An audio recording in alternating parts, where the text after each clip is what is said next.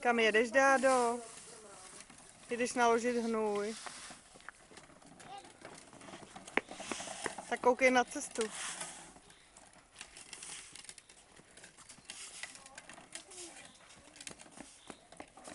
Tak pojď. Dádo, pojď sem, tady je hromádka, Dádo. Tady pojď, Dádo, stůj. Tak. Tak, tady zastav.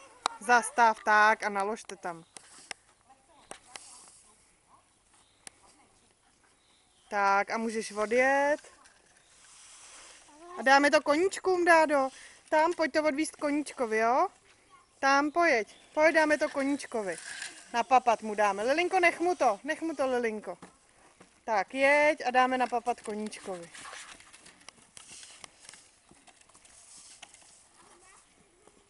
No, jeď. No, musíš to nadzvednout.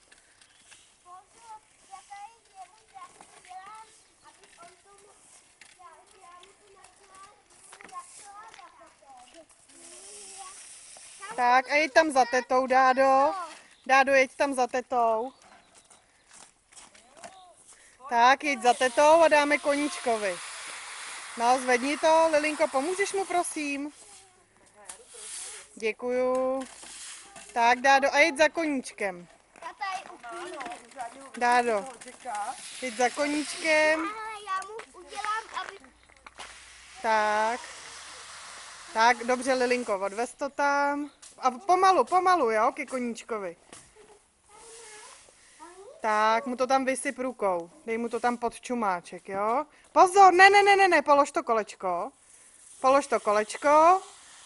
Ne, takhle. A vyndej to rukou a dej mu to pod čumáček. Na zem, jo? Na zem mu to dej. Na zem, Lilinko. Lili, dej mu to na zem. Tak. Ne, nedávej. Lili, to nemůžeš. Jít by do toho šlápla. Říkám rukou. Tak a teď můžete odvízt kolečko zpátky. Dáda se chopil práce.